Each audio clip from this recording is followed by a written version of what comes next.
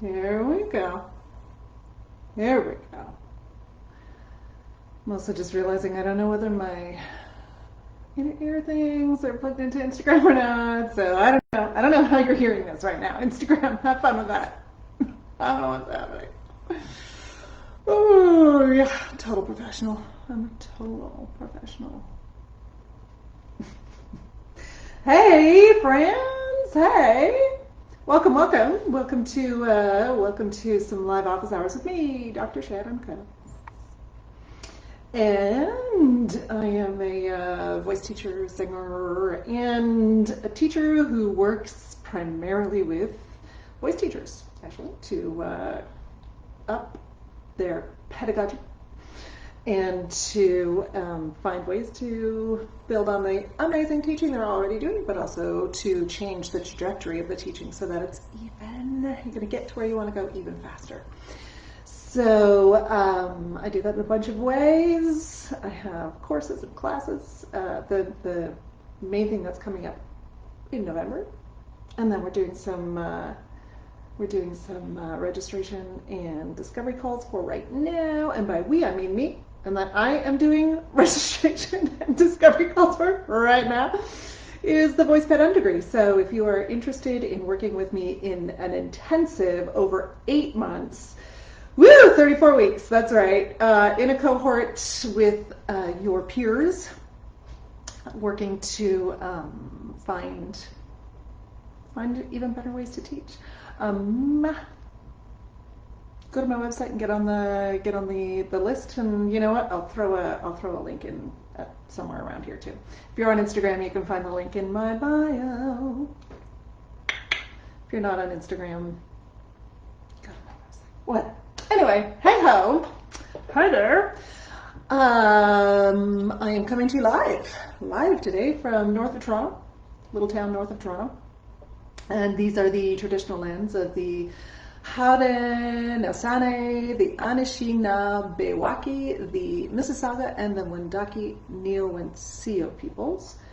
And there are some great resources for supporting Indigenous people on my website and in other places as well. So if you're on my mailing list, you'll get some of those resources as well every time I send an email out. What do you know?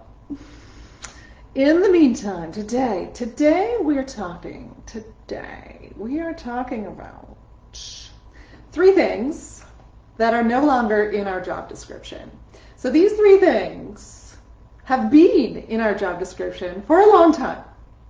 And they're things that we sort of often still kind of assume that are part of our job description as voice teachers, especially for teaching in an independent voice studio where we are a generalist, we're generalist voice teachers, where we have a broad range of singers that we are working with, and that range of singers tends to include folks who haven't done a lot of training yet, who may not necessarily have really specific goals for their own singing, or who may be taking voice lessons for fun, if you will. And so these singers who we tend to work with in an independent voice studio tend to be folks who do not come in with a practice routine, shall we say, who do not come in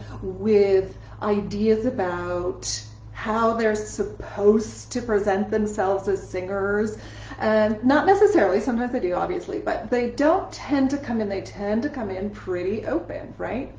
And so for a long time, our perception around our job description has been that it is part of our job description, is to do, I'm just focusing on 3 things today. One of them is to make sure that the singers, that we train the singers we're working with to be still in their bodies. So that has been part of our job description for a long time. And then we are training singers to practice. Again, that has been part of our job description for a long time. And then that we are training singers to have good posture, right? So those three things have been in our job description for a long time. I know that I felt that they were part of my job description when I first started to teach, and I know that that was sort of the information that I perceived, that I was handed down, that I implicitly understood to be part of my job description. And in some cases, we marketed with that. Oh, yeah, exactly, right? So fixation on stillness and posture led to so much tension. I know. So in some cases, we have, marketed that in our, like we've marketed ourselves as the teacher who's going to teach you good posture, as the teacher who's going to teach you, how to present yourself as a singer or as a performer, including stillness, and as the teacher who is going to, give you the rules to practicing, who's going to make sure that you know how to practice so that you can get the most out of your voice lessons, and you can go as far as you want, so long as you practice. And some of the mythology or some of the underlying reasons that we have felt that those three things in particular are really important comes from this misunderstanding, and first of all, misunderstanding of our jobs, which we'll talk about in a minute, but also comes from this misunderstanding of what it means to be a good singer and what you have to do in order to be a good singer, right? So we've had this misunderstanding around, and it's been just sort of handed down to us, right? All of these things have been handed down to us, and also, implicitly given to us, and we've taken them on. And so all of these things are sort of like along this sort of checklist of things that allow us to assess whether or not someone is a good singer, but also then allow us to have the tools, we think, to assess whether we are good teachers, right? So when we are marketing ourselves, when we're talking to people about what we offer in voice lessons, there's this perception that I, as a voice teacher, am a good teacher because the singers I work with have stillness and are able to control themselves on stage, and they're able to, have this stillness and internal kind of, stillness. So they're not misbehaved. Oh, and also that the singers we work with, they practice all the time. And so that is an indication that not only are they good singers, but I only work with singers and trained singers who are disciplined, who, know what to do when they practice, who are serious about voice lessons. Those are the singers I work with in my voice studio. And if you want to be part of my voice studio, you have to be serious. And the way you have to tell me that you're serious is by practicing, right? And then the third one is about so stillness, practicing, and I just lost my thought there. Oh, and good posture. Right. So again, this is a sort of external assessment that we can give, that we can say, one of the things that I teach really well is good posture, because good posture is very important for singing. And we're sort of like, yes, this is very important. And also, this is an external assessment that is pretty easy to do. So this is something that if you're working with children and the parents come in and the parents are like, wow, I can really see that they have good posture. You must be a good teacher, and they must be learning how to sing. It's an external assessment of whether or not, of whether or not they're learning how to sing, or whether they're getting the best out of their lessons, or whether they're serious, and whether you're a good voice teacher. So there's a lot caught up into these external assessments of whether or not they're a good student or a good singer. and I'm using good with big quotes, as you know, and whether or not I am a good teacher. So we kind of glom on to these assessments, these external ways of telling, of deciding whether or not someone is a good teacher. Well, they're a good teacher because all of their students practice, so all of their students are serious. So when we unpack that a little bit farther, and we do this always with like really great intentions, right? We have great intentions. Our intentions are like, I really just want the singers I work with to have the best experience. I want them to sing the way they want to sing. And everything that I've learned and everything that I have internalized about singing and taking voice lessons, etc., says, and about learning says, oh, it totally can be, Christy. Yeah, I'm there with you on that. Let's get to that in a second. Absolutely. And everything that I learned as a voice teacher is that, excuse me, is that singers are going to get the most out of their lessons if they practice regularly. But not just if they practice regularly. It's if they practice the way that I tell them how to practice, right? It's not just that they have to practice regularly. They have to practice in a certain way, and it's usually the way that I tell them to, right? So there is a whole thing caught up in the like, yes, the practicing. I want what's best for the students I work with. I want them to progress in the best way possible, and of course they have to practice in order to do that. Right. So notice how this is all teacher-centered. I want them to do the best that they can, so I want them to do their, and these are good intentions, but it's very teacher-centered. And I think that the best way that they can show me, A, that they're disciplined, and B, that they are serious about voice lessons, and C, that they're going to get the most out of their voice lessons, is if they practice regularly, but not only if they practice regularly, but if they practice in the way that I tell them to practice.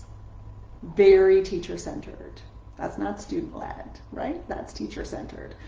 So then the other thing in terms of posture and let's talk about posture. So I want the best thing for my students. See how it's teacher-centered? I want them to sing the best they possibly can. I know how they can sing the best, and that is by having good posture.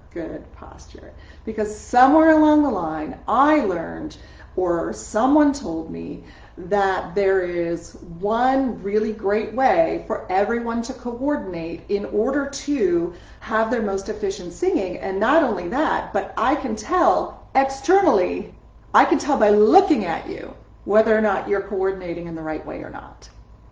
Notice how that is also teacher-centered. I know the best posture for you, and I know that if you do the best posture for you, or the best posture, then you're going to sing your best. And also, I can tell just by looking at you what is the best posture for you. Oh, that's fascinating. Teacher. The third one around stillness. So stillness is this thing where we have learned that people respect us and are listening to us and are paying attention and are serious if they are still in the way that we tell them they need to be still, right? So if they're doing this sort of checklist of things in the lesson as they're singing, that means that they are paying attention, that they are well coordinated, that their body is doing what they want it to do, that they are doing, but again, notice that this is teacher-centered, right? Somewhere along the line, we have heard, oh, well, if they're moving all around in the lesson, and if they're doing all of these things in the lesson, and then they're not paying attention and they're not learning. And that, that comes a little bit from classroom. In classroom management, it can be challenging if there are folks moving around a lot. Totally, that can be challenging. But that's classroom management. We're not in classrooms. We're in one-on-one voice lessons. Who is being distracted by a student moving around a lot? You. You're the only one, right? Wobble seats, exactly, Christy. Yep, talk about that in a minute. But like you, the teacher, are the person. There's only two people in the room. Who's being distracted? Who's being hurt by a singer moving around a lot? No one except you. Your little ego is so wham because they're not paying attention. Sorry, I just got a little sassy there. They're not paying attention to me, and I know they're not paying attention to me. I know they're not serious because they're not staying still. Ooh, that's teacher-centered. So, here we go. What are we going to do instead?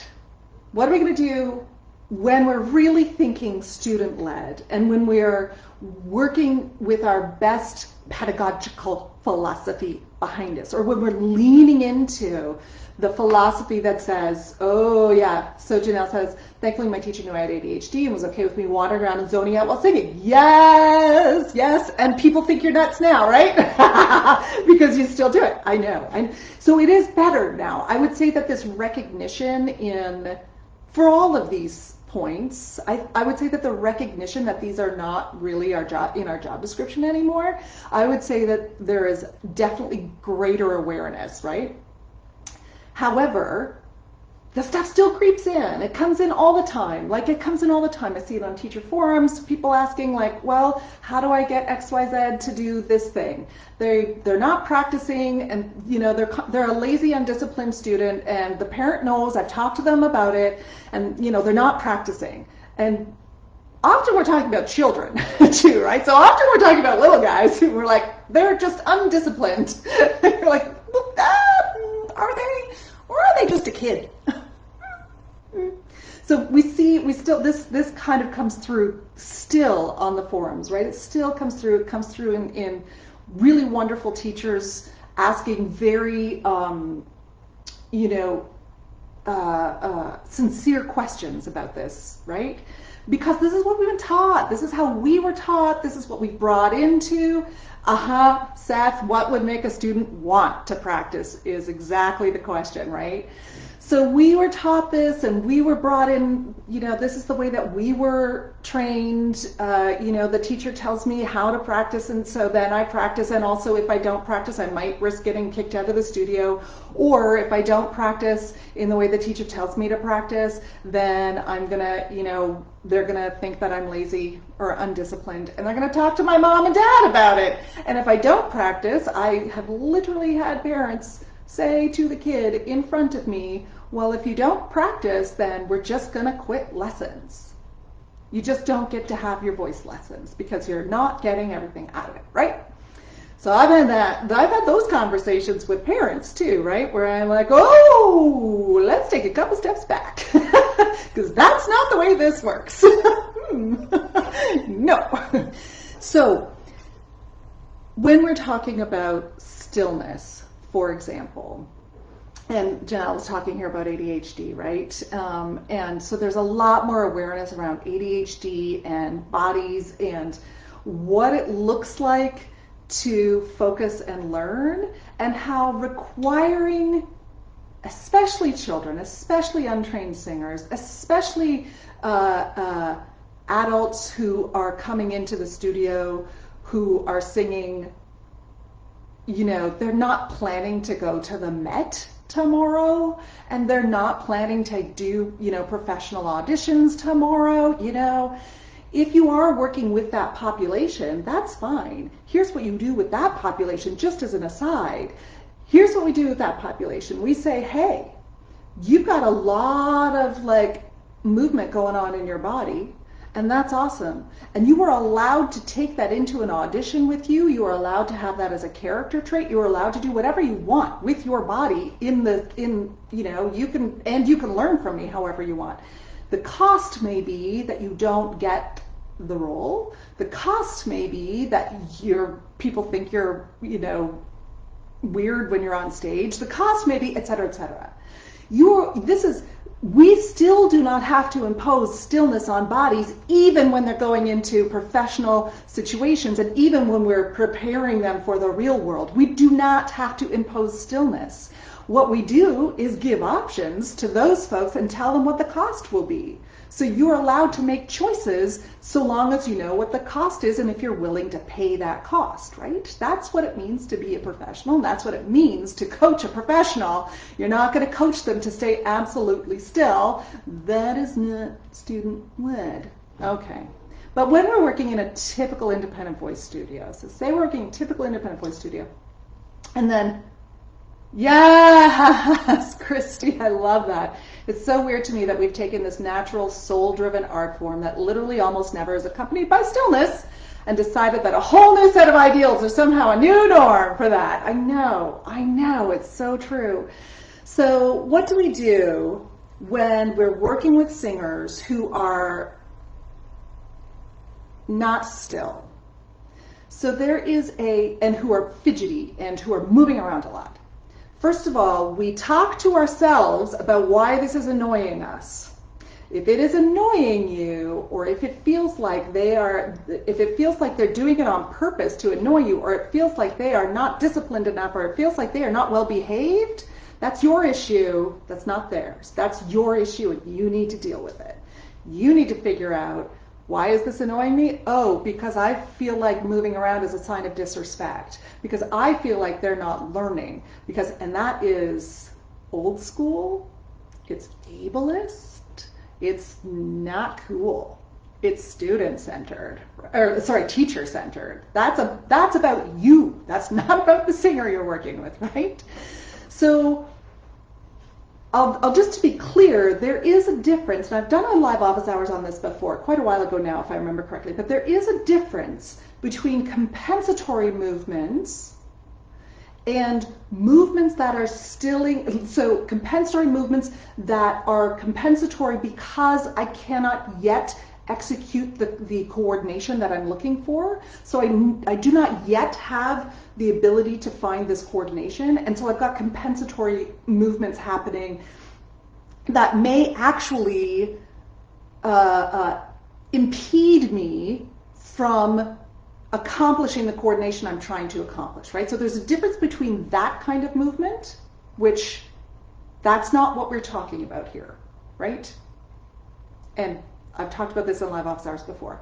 And the kind of movement that is part of that singer's way of being in the world, and in many cases, especially for ADHD brains, autistic brains, in many cases is part of the way that they learn the best, in fact. So if you are working with singers and children, why are we asking children to be still? Why? Why does it bug us so much when children aren't still? Because we feel like they are not well behaved. And that, you got to get over that. You got to figure that out. You're going to be teaching children. You better figure that out right now, because that is not their issue. That is your issue. All right. So what do we do instead? We notice what the movements are that they are doing, right? And we incorporate it all. So what am I doing? If we've got someone, I actually, one of the very first podcasts I did, I'll tag Nikki in this too. So one of the very first podcasts I did was with Nikki. In fact, I think it was the first podcast I did as a guest on a podcast. Was with Nikki Loney. The Full Voice podcast was like in her first season. And I actually did a podcast on working with, what do we call it? Working with moving singers or something like that. Working with, singers who have a lot of energy. I don't know. I don't remember what it was. Something like that. Yeah. And I talked about all the tools that are out there to allow for folks to still do the movements that they would like to do and that their body might need in order to focus and learn. And also to allow for them to have access to the movements that they need in order to learn the coordinations for singing. There's lots of ways to do this. So you can make it super fun. Okay, we're actually going to lean into the movement. So especially if you're working with kids, we're going to lean into that movement. So you love running on the spot. That's amazing. Let's do our full voice workbooks now, and let's see how neat you can be while you're running on the spot. Let's do jumping jacks and try to do a really neat quarter note at the same time. Let's see what happens. Super fun, right? You can add movement into solfege. In fact, solfege becomes a lot more fun when you add movement into it. So you've got a do, re, mi, fa, sol, la, ti, do, do. Your high do becomes like super high, like, or you can jump on your high do, right?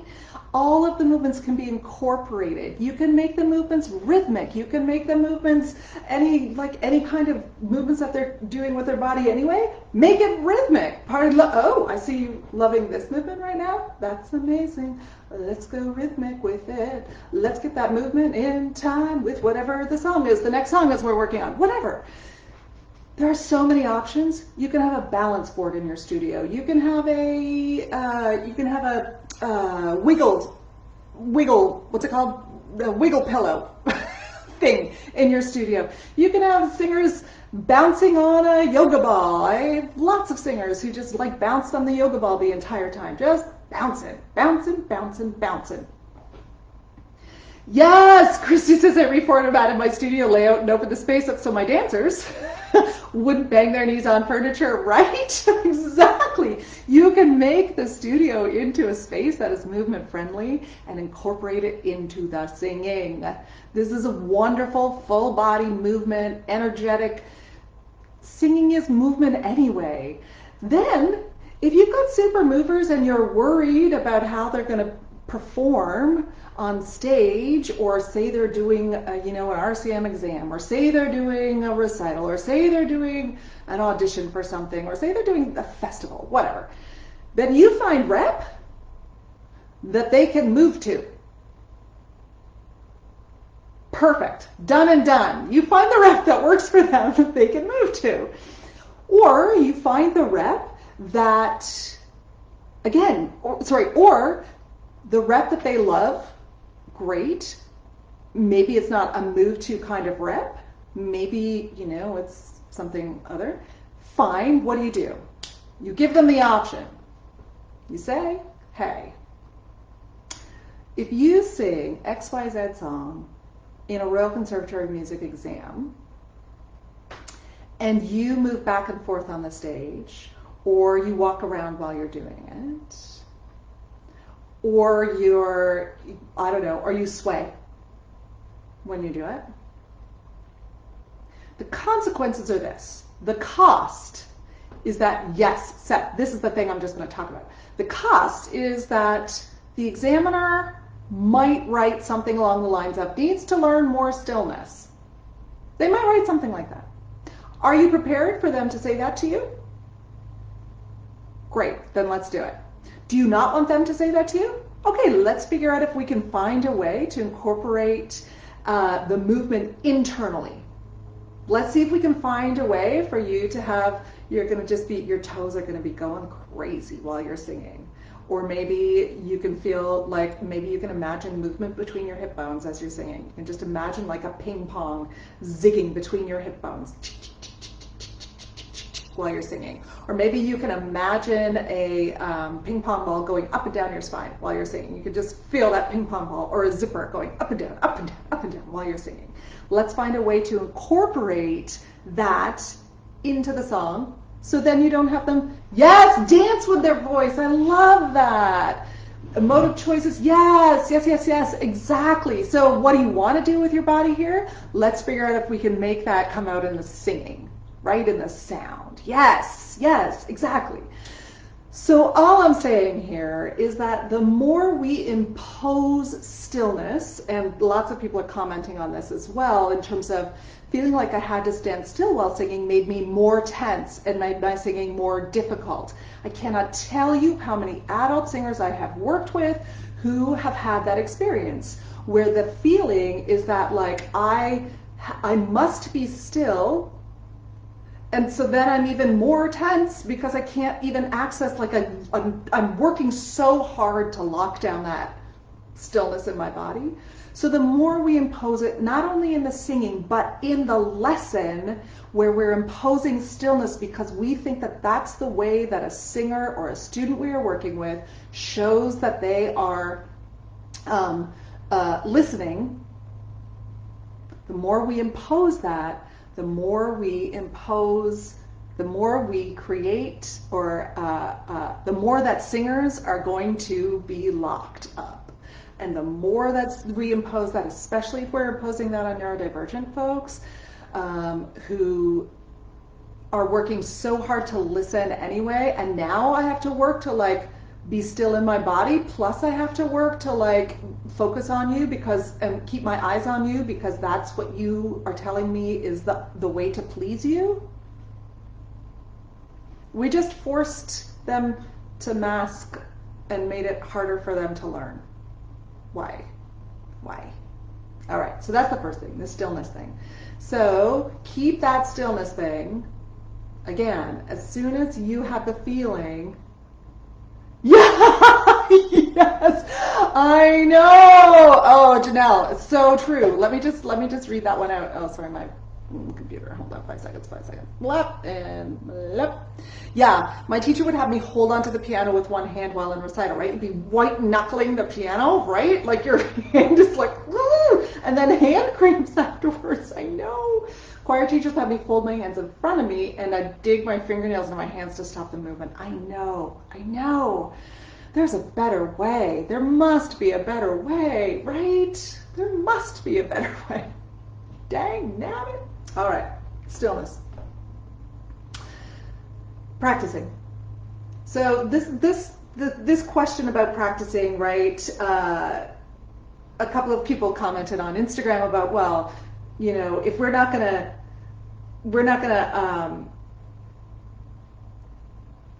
you know, we don't teach them how are students going to learn to practice if we don't teach them how to? So part of the thing that is inherent in the how will students learn how to practice if we don't teach them how to is, first of all, if that's your first question, and also if you perceive students who don't practice as lazy or undisciplined, that's a you problem. So that is you, that is not the student. So start to think, okay, every time I'm working with students, I'm so frustrated because they don't practice. And we couch this often, like I said before, we couch this often in this language of, well, if they don't practice, they're not going to get to their goals. Those are your goals. Those are not their goals, right? So where is that coming from? That's coming from our perception of what they should do and how they should get there.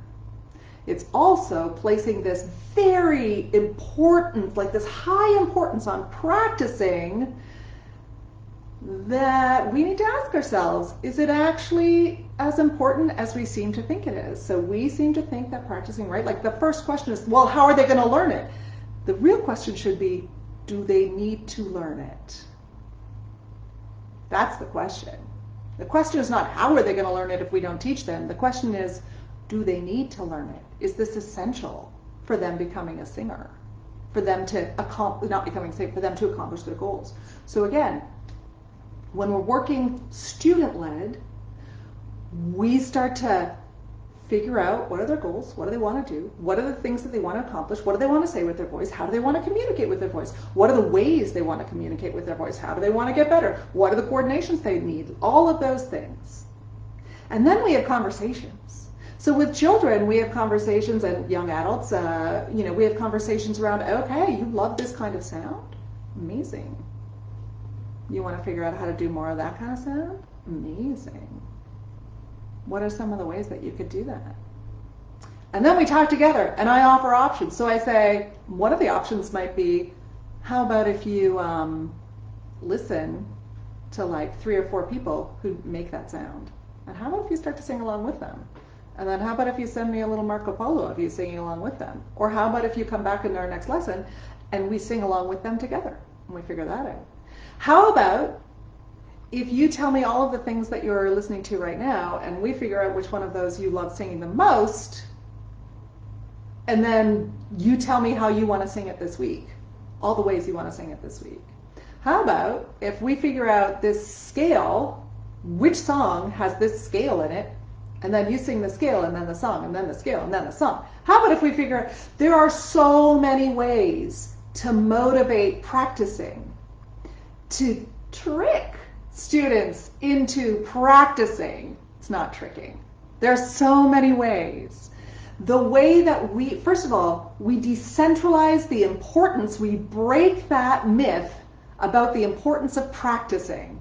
Because what that says is that we think that the only way you can get better is if you practice. But not only if you practice in the way that I tell you how to practice. It comes back to again, just comes back to me. How do I tell you how to practice, right? So what do we do instead? Like I said, we come up with all of the creativity, we come up with all of the funness, and when we're working with, and we come up with ways to work with brains, that work with the way that brains work, right? If children are in a home where the piano, maybe not children so much, children maybe not, but adolescents. If adolescents are in a home where the piano or the main place where they would practice, for example, is in the middle of the home, that is where there are no doors that they can close and where anyone can listen or walk through, what do you think the chances are that they're going to practice if they're feeling just a little bit insecure about what they're practicing? Low, very low. We're not going to, we want to work with their brains, right? They're not going to, it's like very low. They may have very supportive parents. It doesn't matter. If I'm feeling a little bit like insecure about what I'm practicing and I don't necessarily want to make some sounds at home that like my brother, my sister, my sibling, one of my parents, whatever, are going to hear and be like, oh, what's going on there? I don't need that. I am not going to want to practice. If on the other side of things, if I'm an ADHD kid or I'm an ADHD adult, if the piano is in a different way, I hear you. If the piano is in a different room, locked behind a door, and all of my books are in a different room, locked behind a door, and I have ADHD, that sucker is out of sight, out of mind. I will not practice because I forget. I do not see it, right? So what do we do instead? Well, maybe we talk to them about leaving their piano book, their favorite song, their lead sheet. Why don't we talk to them about leaving the lead sheet on the kitchen table? So they go like, oh yeah, there's the lead sheet. Yes, and the reverse, students who feel isolated or lonely when they're sent away to practice, right? So yeah, this is like, maybe they don't want to be sent away to practice. Maybe they want to practice in the middle of the room where everyone can hear them. Maybe they're me, who loves to practice in the middle of the room. I don't care whether you listen to it, it doesn't sound good. I'm going to sound good eventually. That's me. That's definitely me. But like, my family gets to be my like audience whether they want to or not. Always. You're welcome. So like, yes, but that's the thing. We want to actually work with the singer to discover what is actually going to motivate them to practice and what their setup is. And Seth is saying, flashback to me playing piano at 12 with my perfect pitch dad shouting B flat from the next room. I know. That is not conducive to continuing to practice. That's just so much tension and anxiety. Working with neurodivergent individuals, I can't really tell them what to do, right? No. I have to find ways to help them want to do it, and if they don't, they won't. Impulse control differences, oppositional tendencies, yes. If you tell them must, that means it's literally never happening. Absolutely. There are absolutely lots of neurodivergent folks have oppositional tendencies, absolutely, and sometimes flat out oppositional defiance disorder, and also the other one, which I cannot remember the name of, pathological demand avoidance, PDA, pathological demand avoidance, yeah. So like where there's literal like, I can't do it even though I want to because it's too like, oof, I can't do it. And also ADHD brains often just don't work well when there's no like urgency. So what do we got to do? We got to get the interest going, right? We got to feed into the interest. What's your favorite thing? What, blah, like, all I'm saying about the practicing is that it is no longer in our job description to teach people how to practice. And it is no longer in our job description, it never was, but it is no longer in our job description to magnify the importance of practicing to the point where we make judgments about students based on whether or not they practice. We make judgments, right? We're like, oh yeah, such a lazy, undisciplined student. Okay. Practice. That's the second one. The third one is good posture. Good posture. Again, I've talked about this one before too, but here we go. Good posture. So as Christy said earlier, there's so much caught up in our perception of good posture and what it means to have good posture as a singer. Even when we say good alignment, or even when we say efficient alignment, et cetera, et cetera. I mean, we change our language and all that is fine. But one of the big things that's caught up in that, yes, absolutely, absolutely. Educating students and parents about the options for creating an inviting environment for practice and time and space in their life, but also giving them choices, right? So one of the choices you can say is, hey, you love to sing, and so your goal is to do X, Y, Z with the singing. And so in order to get to that goal, what are some of the things what are some of the coordinations? What are some of the technical skills? What are some of the ear training skills, et cetera, that you need to have in order to get to that goal? And if that goal does not involve them needing to know scales, then fine. Or if that goal does not involve them needing to sight sing, then they don't have to learn how to sight sing. Like, you can give them options, right? Or whatever. Like, so you can give the options around, like, what do you want to practice, but also how do you want to practice? You're allowed to practice in all the different ways. And one thing that I've talked to my the singers I've worked with who are adult avocational singers, so singers who are wonderful singers and who are not doing this as their job, where they come in and they're like, oh, I'm so sorry I didn't practice this week. And I'm like, you're an adult. I don't care whether you practiced or not. What about our lessons, our time together, has communicated to you that I care whether you practiced or not?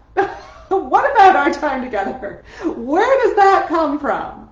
Where does that come from, right? It didn't come from me. It came from you and from wherever you were before, right? And so, yeah, lots of conversations. Christy, I've had lots of conversations with, especially with adult singers, around not like timing necessarily, like, or setting yourself up to practice well, but like, what would make you feel as if you were exploring these concepts and coordinations in a satisfactory way for you? What would make you feel successful? And many, many times, once we start to unpack things, it's really not about, well, I practiced every day or I sang them every day. It's about, like, do I have ease in this one passage? Did I find the joy in this other thing? So then I'm like, well, why don't you not think about practicing? Why don't you think about finding joy in this song? Or why don't you think about finding ease? Right? So we just take all that pressure of practicing off. It just, Instructors who refuse to let students sit down. What happens when they have a student who cannot stand? The whole concept of posture is inherently ableist. Exactly. That's what Christy said earlier as well. So this is the whole thing about good posture, right? We, as a society and in our training, in singing training, have decided that good posture looks a certain way, and that bad posture looks another way.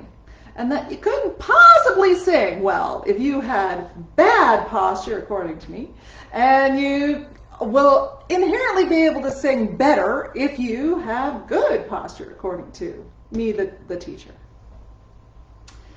And that is ableist. It's very ableist. Yes, it is.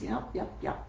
And then, ooh, I love that. Christy's sitting their music on their bed each morning after they make their bed, if they do, yeah. So that they pick up the book each night before bed, yes. And then they're just engaging with the music. Yes, it's just an opportunity, 100%. Or just listening to the music, putting it in their playlist, like, I know, there's so many options.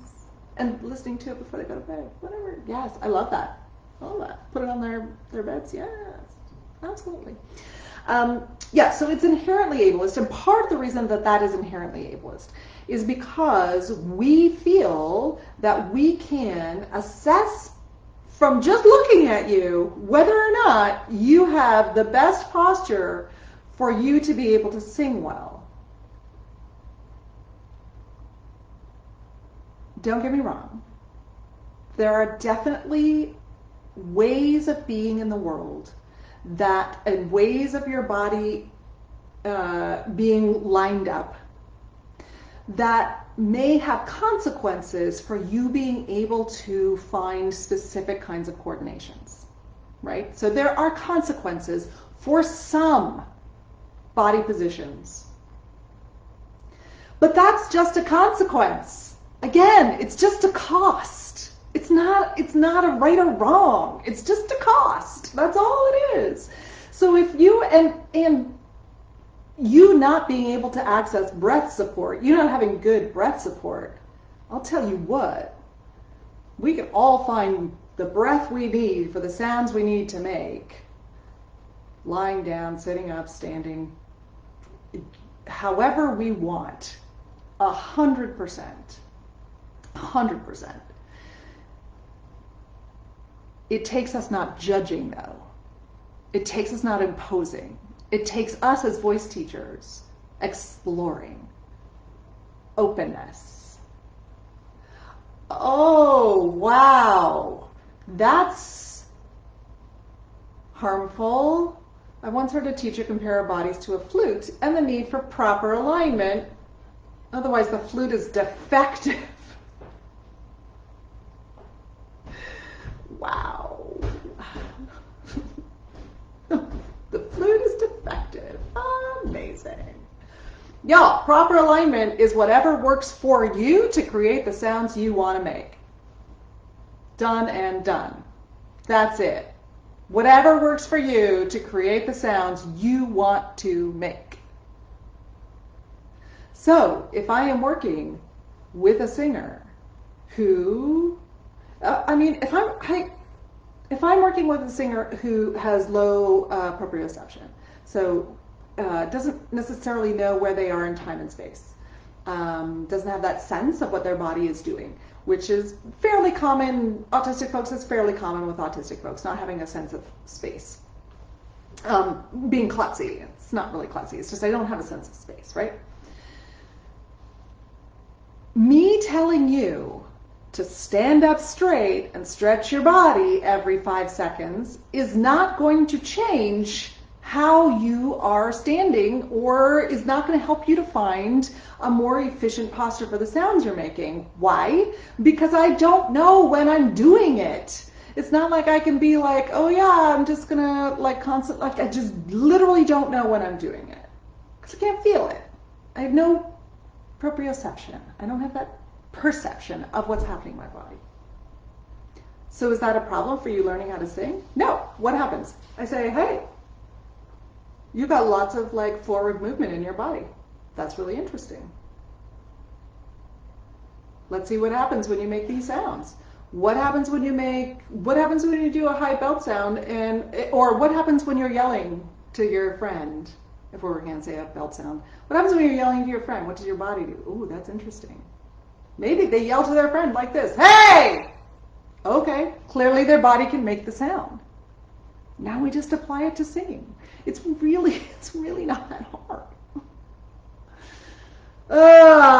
Right, so again, it comes back to our perception of what is good posture and what is best for the student versus, which is that is teacher-centered, versus what my real job is to support you, the singer, while you figure out what works best for you to create the sounds you want to make. That's my real job. My real job is to support your learning, not to impose what I think is best for you. That's not my job. So, yes, the 3 things that are not in our job description anymore, but that still come up quite a lot, still out there, which is fine. We're all learning. We're all on our journey. When we start to examine, or when we start to lean in to the fact that we want to do student-led learning or teaching, student-centered teaching, that we do believe that singers have everything they need to be able to create the sounds they want. And when we do believe that singers can make choices about how they want to sound. If we believe those things, if those are part of our philosophical makeup, if that's part of our foundation of what we believe, that will start to, then those 3 things that we just talked about are absolutely no longer going to be part of your job description at all. Those 3 things are going to turn around to, my job description becomes, I support you as we figure out how your body works best. How you work best to listen, to learn, to learn, not to like listen because I need you to listen so that I'm like, I feel important or not disrespected or whatever. But how your body works best to learn, how your body works best to sing, and how we can incorporate all the things your body needs to do in order to create sound into the character or into the song or into the performance. That becomes my job. It's a job of discovery and support and offering options. It's not a job of teaching you how to be still or imposing stillness, right? The second thing, when we come from this philosophical background where we believe that where we want student-directed learning, where we want student-centered teaching, when we come from that philosophical background, then our job around teaching you how to practice transfers, is no longer that I teach you how to practice. It's I support you as you figure out what you want to do and how you're going to get there. I offer you the options. That's all. That's my job, to offer you options so you can learn. That's my job. I support you. The third one, when we're talking about good posture, again, if that is our philosophical foundation, that we believe that singers can make their own choices, have agency, then good posture becomes, how can we explore, similar to the stillness, what your body loves to do, and what is the best, most efficient, easiest way for you to sing, to create the sounds and coordinations that you want to create in order to communicate in the way you want to communicate. That's all it is. Again, it's offering options, right? Here are the options. Rather than imposing good posture. Okay. I'm done now. It's been a while. Yes, it's been a while. It's been almost an hour. You're welcome. Okay. Talk to you later. Have a great weekend. I would also just challenge you that if you, again, if this is part of your philosophy in teaching singing, working with singers, then you're so welcome. What are some of the other things that you are taking for granted or that are like embedded in the way that you teach and in your expectations? What are some of the other things that are, when you think about it, are actually teacher-centered and are about me and my reaction to you and my, what I need you to do, right? Start to think about what are some of the other things that might be not in line with that philosophy of teaching. And how can you kind of like think outside of the box a little bit and start to make them more in line with that philosophy of teaching. Okay, see ya. Have a good weekend. Oh gosh. Okay, let me, boop. Yeah. Janelle, this is bringing up so many feelings of joy and validation as a physically disabled neurodivergent singer. There were so many opportunities I was barred from because of these rules. I know. My goal as a teacher is to provide space and opportunities to people, opportunities I was not given. Yes. Yes. Janelle, I'm really sorry that you had those experiences. It just sucks. It just sucks. It's not right. It sucks. And you're very welcome. Thank you. Yeah. We'll just keep going, right? Keep going. All right. Take care.